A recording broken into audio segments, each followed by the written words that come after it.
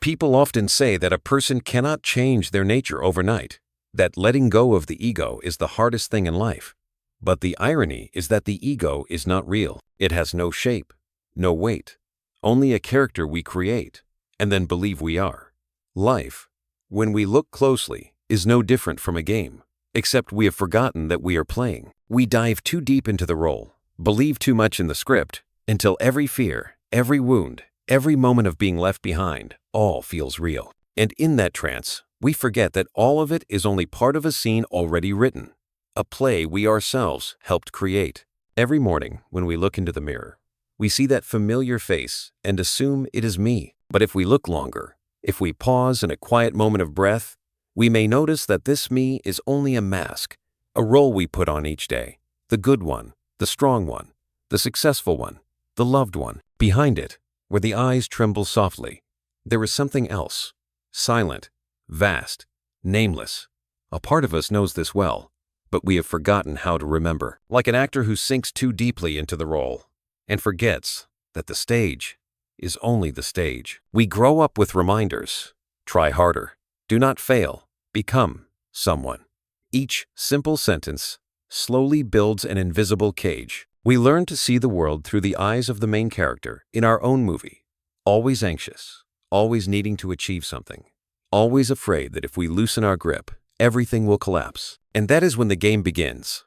A game most of us do not realize we joined long ago. There are nights when the city sleeps, and we lie staring at the ceiling asking why we still feel empty, even when we have everything. Why achievements, relationships, and journeys do not make us whole. Maybe it is because we are searching for meaning in a world we forget we created. That sense of lack, that urge to become someone, is not the call of the soul, but the echo of the ego trying to hold on to its existence. If we listen deeply, life appears like a vast play. On that stage, everyone is performing. The father, the mother, the lover, the stranger. Each person believes their role is real. Each is afraid of being exposed, afraid of being forgotten, afraid that if they drop the role, they will disappear. But here's the interesting part. Behind the velvet curtain, there is no one judging. There is no audience scoring our performance. Everyone is simply playing a grand game of forgetting and remembering. That forgetting is not a mistake. It is part of the plan. Alanwatts once said that the soul chooses to enter life the way an actor chooses a tragic role. To feel, to fear, to hurt, to lose. Because only when we are lost do we have the chance to find our way back. Only when we fall into darkness does the light gain meaning. And maybe we ourselves, before we were born, chose these pains. We chose the feeling of being abandoned, the taste of failure, the weight of loneliness, not because we enjoy suffering, but because we want to experience every shade of existence. Imagine if life offered only joy, only victory, only perfect love. Would we still recognize happiness? If we had never lost anything, would we understand the value of holding on? Maybe this play was written to remind us that everything is temporary, and it is this very impermanence that makes each moment precious. But when fear arrives, the fear of loss, the fear of pain, the fear of being forgotten, we rebel. We try to fix, to control, to rewrite the script. We think we are fighting life, but we are only fighting our own role. Like an actor, rebelling in the middle of a performance, forgetting that the audience does not want him to win. They only want to see him live fully in the role. Maybe that is why Watts said that the ego does not exist. The ego is not real, but the game is. The self we protect is only the character in the script we have temporarily stepped into. When we try to abandon the ego using the ego, the game stretches on without end. Only when we pause, only when we realize we are playing, does the door begin to open. The funny thing is that we cannot find peace by defeating fear, because fear is part of the play itself. Trying to eliminate it only makes the game more tangled. Peace does not come from winning, but from remembering that this is only a game. Everything we feel, joy, sadness, anger, disappointment, are lines of dialogue, layers of light, passing across a temporary stage. And when we begin to observe instead of performing, something unusual happens. The world stops feeling threatening. Fear stops taking over the mind. We still feel pain, but it no longer defines us. We still tremble before the future, but we are no longer paralyzed by it. Like an actor waking up in the middle of a tragic scene and realizing this is only part of the performance, he continues, but with brighter eyes and a softer smile. The truth is that what exhausts us is not the game, but forgetting we are playing. When we remember, even suffering becomes lighter, because we know it is only a passage in a much longer song. Everything softens. The sound of rain, the breath, the morning light slipping through the window, all of it reminding us that life has never been our enemy. Maybe all we need is not to escape the play, but to wake up within it, to look at fear without fearing it, to look at sadness without trying to push it away, to look at ourselves, the role, the wounds, the longing, and smile. Because maybe that is the true purpose of this game, not to win, but to remember that we once forgot. And perhaps in a moment somewhere, between the breath and the silence, we will hear a very quiet voice from within, like the echo of the soul whispering, "This is only a game. Play it fully." Suffering begins when we believe that everything we see is absolutely real, that loss and mistakes are unchangeable destinies. We walk through life like a character who believes their tragedy is real, as if the scenery around us is not just a stage but the whole world. At some point, we forgot that pain is only a scene in the play, that everything is arranged so we can feel, so we can learn how to be present in this human form. The feeling of being trapped between fear and the urge to control everything is simply a sign that we have forgotten the nature of the game, that every fall and every tear has a reason to exist. People often live as if everything is permanent. Love, work, the things we hold on to with both hands. But life, in its cruelty and beauty, always reminds us that everything is temporary, everything moves. And in this impermanence, the true meaning of existence appears. Yet when suffering arrives, our first instinct is to resist. We ask ourselves, why me? Why does this have to happen? Those questions are the echo of the ego, the part of us that believes we are separated from the world, that pain is a mistake that must be fixed. But what if pain is not a mistake, but a part of being alive? What if it is written into the script, like a sad melody, necessary for us to appreciate the joy that follows? The truth is that we cannot feel real joy if we have never known loss. We cannot understand light if we have never sat in darkness. Life never intends to punish us. It only invites us to experience fully. And in every experience, whether painful or gentle, there is a small reminder: do not forget, this is only a game. The irony is that when we begin to resist the game, suffering becomes real. When we try to fix, avoid, or erase emotions, that is when we sink deeper. We think that by controlling things, we will become safer. But that safety is only an illusion. Like a swimmer trying to hold the surface of the water, the tighter they grasp, the faster they sink. Only when they let go, only when they allow themselves to float, do they feel the water lifting them gently, the same way life has always supported us. Alan Watts called this the sacred forgetting, a part of the game that the soul willingly enters. We choose to forget our true nature so we can feel more deeply. If we knew from the start that we were only acting, how could we cry honestly in a farewell scene? How could we tremble when falling in love, or feel the sting of losing someone? Forgetting is what makes the experience real. And then, one day, in the middle of an emotional storm, we suddenly remember, even for a brief moment, that we are inside a play. That feeling does not make us colder. It makes us strangely warm, because we know that everything, even fear, has its purpose. There are moments in life when we feel as if we are falling apart, when the one we love walks away, when our dreams collapse, when the world outside suddenly feels unfamiliar. In those moments we often ask, what did I do wrong? But if we look more closely, that pain is not an ending but a doorway. It invites us to come back to ourselves, to see who we are without the mask of success or failure, but through the purest feeling of all: we are alive. When fear arrives, we can choose to run, or we can choose to look it straight in the eye.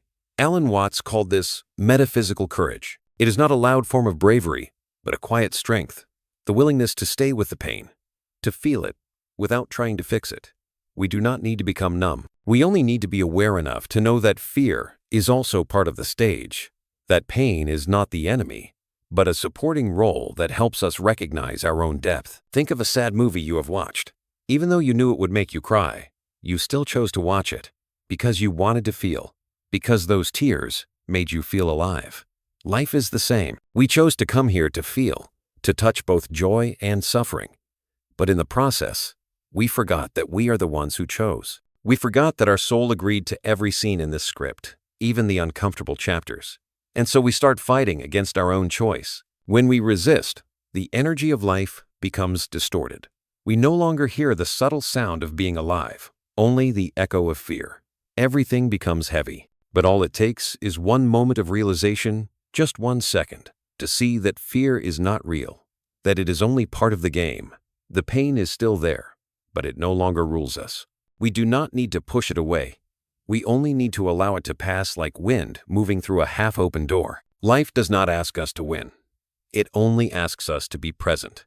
Strange, isn't it? From childhood, we were taught that living is a battle, that we must rise, prove ourselves, and overcome. But maybe life is only a piece of music, and our sole task is to listen. Sometimes the melody is soft and gentle. Sometimes it is heavy and low. But all of it belongs to the same song. And if we stop to truly listen, we will see everything begin to harmonize. Fear and courage, pain and happiness, darkness and light.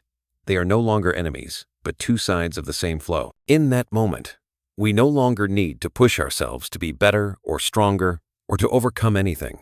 We only need to feel. We only need to breathe. We only need to live. Perhaps in this game, the goal is not to become someone, but to remember that we have never lost ourselves. The ego may collapse. The role may change, but the real actor remains. Quiet, aware, watching everything unfold on the stage of life. And when we realize this, life stops being a chain of suffering and becomes a miraculous performance, where every moment, whether painful or joyful, is part of something more sacred than we imagined. So next time, fear rushes in and your heart feels heavy as stone, pause. Do not resist. Do not push it away. Let it drift like smoke. Remember that this is only a scene in the play, that your soul is learning to feel every shade of existence. And maybe when you lift your head, you will see that the light has always been there, not to erase the darkness, but to remind you that both have always existed side by side, guiding you through the game called life. Life, when seen with clear eyes, is like an endless stage. On it, each of us is playing our own role, the one who loves, the one who fears, the one who dreams, the one who is wounded. Every word, every decision, every encounter seems arranged with delicate intention, like a sequence of connected scenes. But then one day, in the middle of performances that feel endless, we suddenly pause and realize that maybe we have been in character for too long. We forgot that this is only a game where we are the actor, the writer, and the observer. Humans, afraid of chaos, try to control. We want to be sure that something will happen the way we want to know the future, want everything to be safe. But life has never operated according to the wishes of a small and fragile self. This stage is not here for us to control, but for us to feel. The ego, the character we wear each day, refuses to accept this. It resists, afraid of being forgotten, afraid of being released, afraid that if it does not hold everything tightly, everything will fall apart. Yet the truth is that only when we let go does the game truly open. There is a moment when everything around us becomes quiet, when we realize that life continues on its own, without us having to push or hold anything. Like the wind still blowing while we are busy, like the heartbeat still pulsing even when we forget to listen. And in that moment, we understand that we do not need to control life. We only need to be present in it, like an actor accepting the scene unfolding, whether tragic or playful, still moving forward with eyes that know everything is only part of a much larger script. When we forget the nature of the game, life becomes heavy. Each mistake becomes a sentence. Each wound becomes a deep scar. We begin to see everything through the eyes of judgment. Who is right? Who is wrong? Who wins? Who loses? But on this cosmic stage, no one wins and no one loses. There are only souls learning how to play their roles fully. What we call success or failure is only a costume we place on a character. It says nothing about the real self hidden beneath it. Alan Watts once said that this universe is a great game of hide and seek, where the divine or pure awareness hides itself in billions of forms and then goes searching for itself. Maybe we are a fragment of that game, a ray of light forgetting its own origin, wandering through the dark only to one day whisper in recognition, So that is how it is. That moment of realization is not some grand mystical awakening. It is simply the second when our heart softens and everything that once seemed scattered becomes a complete picture. Think back to a moment in your life when you stood before nature, maybe by the ocean, under the first rain of the season, or in a quiet forest. In that moment, everything became silent, and you felt yourself melt into the scene. There was no me watching. There was only presence. That is what it feels like when we remember we are part of the game, when there is no longer a controller and the controlled, no longer me and life, but only life unfolding. But to reach that moment, we must first dare to pause, dare to look at the fear of letting go. Because when we let go, the ego trembles. It fears losing power, fears that without control, we will lose our way. But the miracle is that only in getting lost do we find freedom. Just as a traveler sees the star-filled sky only by stepping away from the city lights, we discover our true nature only when we step out of the comfort zone of the small self. And perhaps in that journey of being lost, we begin to see each other more clearly. We no longer see others as villains or rivals, but as fellow players in the same game. The one who hurts us is only playing a role to help us understand ourselves more deeply. The one we love, the one we lose, all are our partners in the same play. Each appears at the right moment, speaks the right line, and then leaves so we can continue our role. When we see the world with these eyes, resentment fades, and a quiet gratitude takes its place. And if in this moment, as you hear these words, something in you shifts, a faint recognition that maybe you too have forgotten you are playing, then let that feeling stay. You do not need to do anything. Just take a deep breath. Because the moment you stop to listen, the game has already changed. If this feeling shows you a part of yourself, share it. Not as an action on the internet, but as a way of saying, I understand. I am playing this game too. Leave a word, a mark, a small gesture. Because somewhere out there, someone may also be lost in their role, and you may be the one who helps them remember. Together, we remind each other that no one is alone in this game, that we are all acting, all learning to love, all learning to be present in the same play called life. When we realize this, life is no longer a maze, but a dance.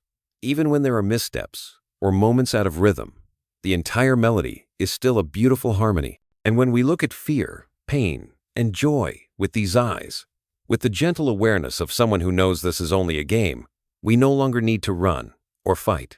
We only need to keep dancing, keep living, keep loving. Maybe that is the first moment of awakening, when we no longer ask, why is this happening to me? And instead begin to smile and say, so this is how it is. There is a kind of courage that most people never touch in their lifetime. Not the kind used to fight, to win, or to prove oneself to the world. It is a quiet courage, hidden deep within. The courage to stand still in the middle of a storm, to face fear without running away. Alanwatts called it metaphysical courage, the kind of bravery that does not aim to change the outside world, but to look directly into the world within. From childhood, we were taught that fear is a sign of weakness. When afraid, do something to forget it. Play music, work, talk, scroll, find someone to distract yourself. Everything in modern society is designed to help us avoid emotion, but avoidance does not make fear disappear. It only takes us further away from ourselves. We can escape for a day, a month, even a few years, but eventually fear returns, in the night, in the silence, in the moments we think we are finally fine. Real courage is not being unafraid, but not running. It is sitting in the middle of the night, when the heart is racing, and the breath is tight, and whispering gently to yourself, be afraid. It is okay. Not to defeat the fear, but to give it a place to exist. Every emotion, whether dark or bright, is simply looking for a space to be acknowledged. When we accept fear, the way we accept the warmth of fire, fear stops being the enemy. It becomes a signal, a natural part of being alive. Imagine sitting before a fire in the night. The heat spreads and sometimes burns your skin. You do not try to put out the fire because you know that is its nature. You simply adjust your distance and let the light fall across your face. Fear is the same. It burns, it shakes, it unsettles us. But if we learn to sit with it, we begin to see a small light inside it. A light that comes from honesty, from allowing ourselves to feel everything without hiding, without pretending to be strong. What makes fear powerful is not the fear itself, but our resistance to it. The more we push it away, the stronger it clings. The more we try to forget, the more it returns. Like waves, fear cannot be stopped. We can only learn to move with it. Perhaps this is the art of metaphysical courage. Instead of resisting, we learn to float, to trust that even when we feel like we are sinking, there is an invisible hand holding us from below. When we begin to practice this, simply sitting with our emotions without judging or fixing them, a small but deep transformation happens. Fear no longer controls us the way it used to. It still appears, but instead of swallowing us whole, it moves through us like a passing wind. And in the space that remains, something quiet begins to grow. That quietness is our true nature, untouched by reaction. Society praises the strength of action and conquest, but rarely speaks of the strength of staying. Staying with pain, staying with disappointment, staying with fear that has no answer. In this staying, we learn the lesson no book can teach, that emotion does not need to be healed. It only needs to be felt. When we stop trying to be right and stop trying to control, we finally become free. Alan Watts once spoke of ancient samurai who practiced meditation to reach absolute stillness. They did not try to escape death, but learned to look directly at it. Because when death is no longer the enemy, life becomes deeper. A person who can stand before a blade with a calm mind is not fearless because of their strength, but because they have accepted the nature of all things, including endings. Their courage is not in physical power, but in surrender to reality. We may not be samurai, and we may not face swords, but in the modern world, fear cuts just as sharply. We fear losing our jobs, fear being forgotten, fear not being enough, fear not being loved, fear our own emotions. And each time we fear, we build another wall. But the paradox is that the wall does not protect us. It traps us. Every emotion we reject comes back in dreams, in exhaustion, in the moments we suddenly feel empty in the middle of a crowd. Metaphysical courage is when we start removing the bricks of that wall, not loudly, not dramatically, but with small actions. Sitting down, breathing slowly, feeling the heartbeat, and not fixing anything. In that silence, we begin to meet our real self again. A part of us that has been waiting, a part that does not need to pretend, does not need to explain, does not need to win. When we begin to live with that presence, everything around us changes. Life is no longer a series of challenges to overcome, but a river to move with. We can still fear and still feel pain, but fear and pain become old companions coming to remind us that we are truly alive. And when we stop resisting, we discover something simple and deep. Freedom is not the absence of fear, but the absence of fear's control. Life remains a stage, still a game, but now we are no longer trapped in the role. We can stand in the middle of the storm, watching everything fall apart, and still feel a quiet current of peace beneath it all. That is when courage becomes wisdom. When we understand that everything, including fear, has its place in this play. And maybe in the moment we accept it all, the game becomes beautiful, because we are no longer the one running away, but the one living fully in every scene. There are days when you wake up and feel tired before the day even begins. Everything seems fine on the surface, yet there is a quiet current of unease running underneath. You worry about work, about money, about your health, about relationships, even about things that have never happened. And strangely, when one worry is resolved, another rises immediately, as if the mind always needs something to cling to. Alan Watts called this the infinite onion of anxiety. You peel one layer and another appears, then another. It seems endless. We are used to thinking that worry is an essential part of growing up, that a responsible person is someone who thinks ahead, prepares, and fears at the right time. But what we rarely realize is that most of our worries are not real. They are illusions the mind creates, so we feel like we are in control of something. We believe we worry to be proactive, but in truth, we worry to avoid the feeling of emptiness. Because if we do not worry, if we do not think, if we do not stay busy, then what is left of us? That emptiness is frightening because it forces us to face ourselves without plans, without goals, without anything to prove. And in that space, we discover we do not truly know how to simply exist. Since childhood, we were taught how to do, But almost no one taught us how to be. To be in this moment, in this breath, in this emotion, without trying to change it. So we cling to worry, like a child holding a broken toy, even when they know it is no longer useful. If you listen closely, anxiety always speaks with the same voice. Something is about to go wrong.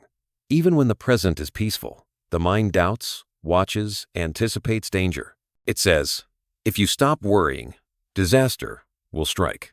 And so we believe it.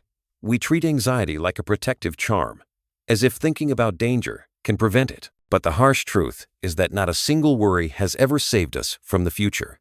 It has only stolen the present from us. Anxiety is not a sign of awareness.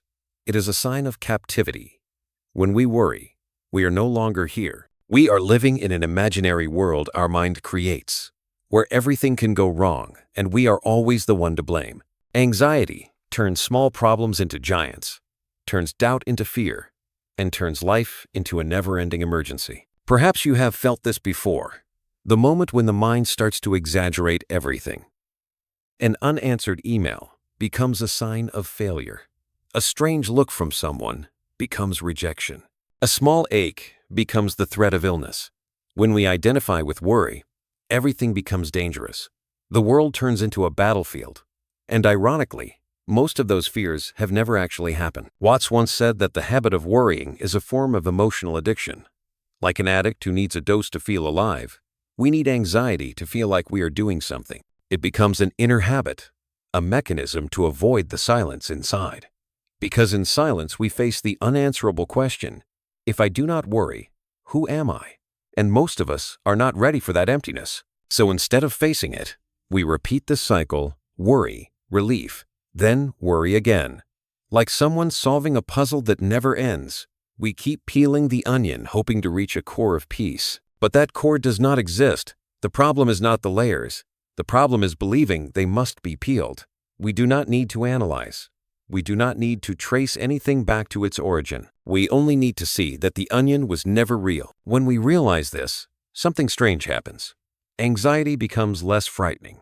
It still comes, still speaks with the same familiar voice, but we know it is only an echo, not the truth. We can even smile when we hear it, like a mother watching her child fear the dark. And in that way, we shift from worrying to observing. We are no longer the person caught in the storm, but the one watching the rain from the porch, knowing it will always pass. This does not mean we become indifferent or irresponsible. In fact, when anxiety no longer controls us, we act with far more clarity and effectiveness. Anxiety never helps us solve anything. It only clouds our vision. When the mind is freed from the need to control everything, everything becomes clearer. Life already has its own order. It does not need the interference of a panicked self. And then we begin to see something deeper. Anxiety was never a mistake. It was a reminder. It came to tell us that we forgot how to trust life, that we were living as if the universe were an enemy and not an ally. But when we pause, take a deep breath, and observe the rising tension in the chest, something softens.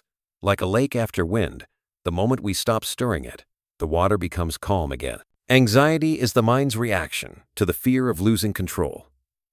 But in truth, there is nothing to control. Life has never been in our hands, and it is never needed to be. When we understand this, the breath becomes lighter. Everything becomes unexpectedly gentle. The birds outside the window, the light through the curtains, the warmth of a cup of tea. These small things suddenly feel meaningful, as if life is whispering, you can rest now. And perhaps this is where freedom begins. Not when every worry disappears, but when we stop believing we must solve them. When we only need to observe, to live, to trust that everything is unfolding exactly as it should.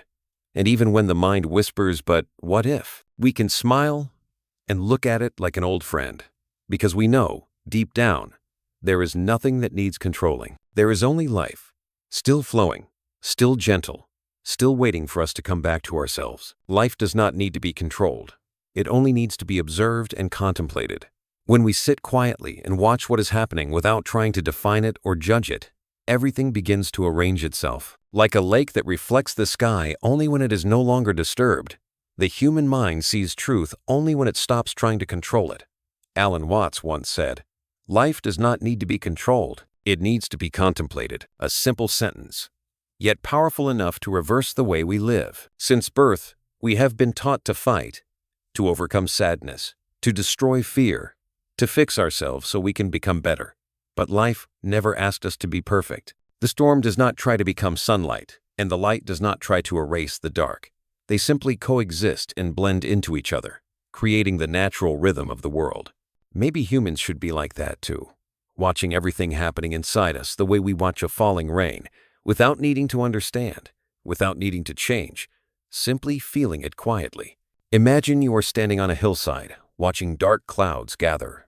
In the past, you would run for shelter, afraid of getting wet, afraid of cold, afraid of the unexpected drops. But now, you simply stand still, letting the wind pass, letting the rain fall on your skin, letting the earth beneath your feet carry the scent of moisture. You realize the storm is not against you. It is just being itself. And so are you. In that moment, there is no observer and no rain. There is only life unfolding, whole, beautiful, and free. Human emotions are like these rains. Fear, anger, sadness, all of them are natural phenomena. They do not need to be extinguished, repaired, or replaced with positive energy. They only need to pass. And they will pass if we let them. When we resist, they get stuck. When we observe, they flow. In truth, emotions were never the problem. It is resistance that brings suffering. There is a paradox we rarely see. The more we try to control, the more control we lose. The more we try to define happiness, the further we stray from it. Happiness does not come from perfect circumstances, but from the softness of the heart, the ability to accept whatever is happening without needing to change anything. When we release our grip on the wheel, life does not fall into chaos. It simply begins to take us exactly where we were always meant to go. True freedom is not found in eliminating negative emotions, but in not fearing them when they appear. When you can be sad and still be at peace, be angry and still be clear, be afraid and still be present. That is when you are alive. Not running, not pretending to be strong, not trying to seem fine, just being there with whatever is present. And in that space, everything softens naturally. This peace is not something we can train like a skill. It reveals itself when we stop trying, when we stop searching, stop comparing, stop thinking that now is not enough. We finally see that life has always been enough. A drop of water on the table, the warmth of your hands, the morning light through the window, all can become sacred if we pause long enough to notice them. Alan Watts once said that humans do not live in the present, but in the midst of memory and worry. We always think something is about to happen, happiness in the future, peace tomorrow. But when we stop chasing, peace appears in this very moment. No waiting, no searching. It has always been here, only hidden beneath the layers of resistance in the mind. One day, you may wake up feeling strangely light, without the familiar voice in your head asking what must be done next. Instead, you hear only the wind moving through the window. In that moment, you no longer need to ask what the meaning of life is, because you are living in that meaning. Life does not ask you to understand it. It only asks you to be present in it. And then you realize that fear, sadness, even chaos do not need to disappear for you to be free. Freedom does not mean escaping emotion, but not being dragged away by it. When you can see anger without becoming anger, see fear without dissolving into it, you become the observer instead of the one controlled. Life is no longer a fight, but a dance between person and shadow. From this point, everything changes. Your view of the world softens.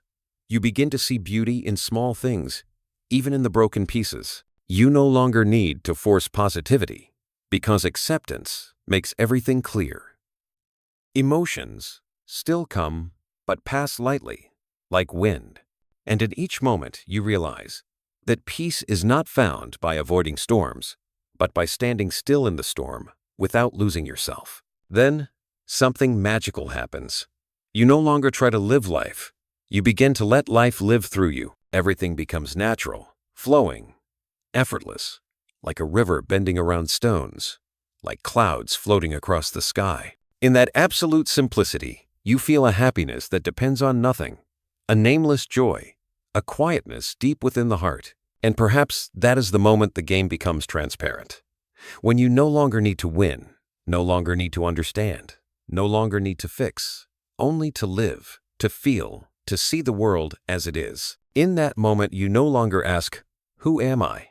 Because you smile, knowing you are the awareness witnessing it all, the observer, the actor, and the stage. Life continues, just as it always has.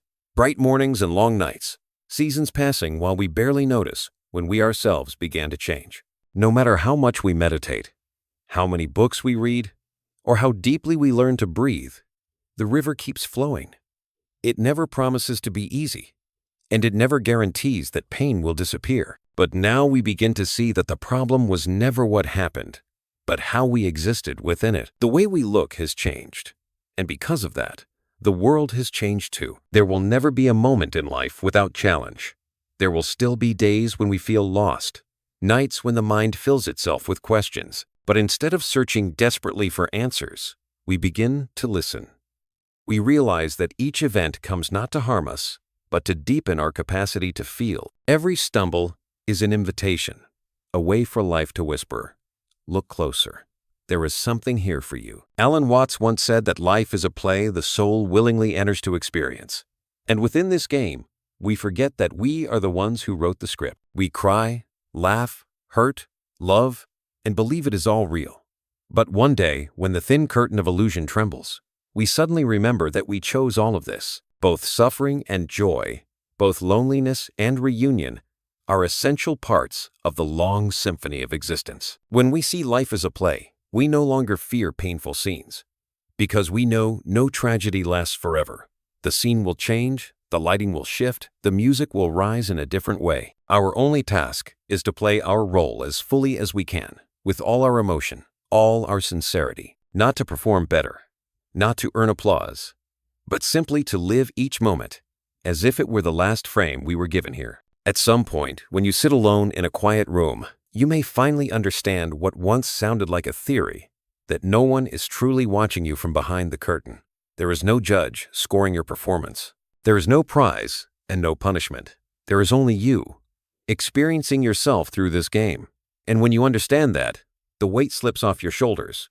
Nothing needs to be proven. Nothing needs to be right or wrong. There is only the pure presence of a being who knows it is alive. From that moment, freedom begins. Not the freedom of someone abandoning all responsibilities, but the freedom within, where you still live, still love, still get hurt, yet nothing defines you anymore. Loss is no longer the end, but the beginning of a new chapter. Fear is no longer the enemy, but a guide. Joy and sadness become two sides of the same coin. Each time you toss it, you simply watch it turn without needing to predict anything. Life stops being a race. There is no finish line. There is no glory waiting at the end.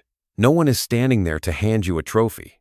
And in that realization, you begin to see the true beauty of the journey. Because when there is nothing to win or lose, you are free to live with everything you have. Your clumsiness, your weakness, your innocence, even the wounds that have not yet healed. All of it becomes the essential color that paints the soul. Maybe that is the deeper reason we came here. Not to become someone, but to return. Return to the original stillness, where we no longer separate actor from role, observer from scene. When we know we are both the one who sees and the thing being seen, the boundary dissolves. Life is no longer something to overcome, but a piece of music being played. And in the simplest way, we only need to close our eyes and listen. The miracle has never been in the absence of fear, but in walking anyway. In saying I accept, in opening the heart, even knowing love can hurt. In living even while knowing everything will be lost. That is the metaphysical courage Watts spoke of. Courage not to fight, but to surrender to life in all that it brings. You may still cry. There will still be lonely nights and moments of doubt. But now, in the middle of those tears, you know that you are playing. And that alone changes everything. Because when we know this is only a game, suffering becomes experience, not burden. Loss becomes the beginning of another turn in the eternal song. And one day, when the play finally closes, we will bow, not to say goodbye, but to say thank you. Thank you for living, for loving, for hurting, for fearing, for becoming human. Only through this role can we understand the vastness of our soul. We leave the stage, but the play does not end. It continues through others, through other souls, through other stories, like a river that never stops flowing. And in the final breath, perhaps we will smile and whisper, I played with all my heart. Because in the end, Life was never something to understand or conquer. It only needed to be lived fully. As Alan Watts once said, "You do not need to win at life. You just need to wake up." And when we truly awaken, the game continues.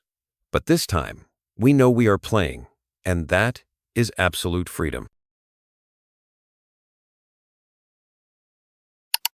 Thank you for staying with me until the very end of this story. If this message touched your heart, please give it a like, subscribe to the channel, and turn on the notification bell so you'll never miss the next journey we take together. Your support means the world to me.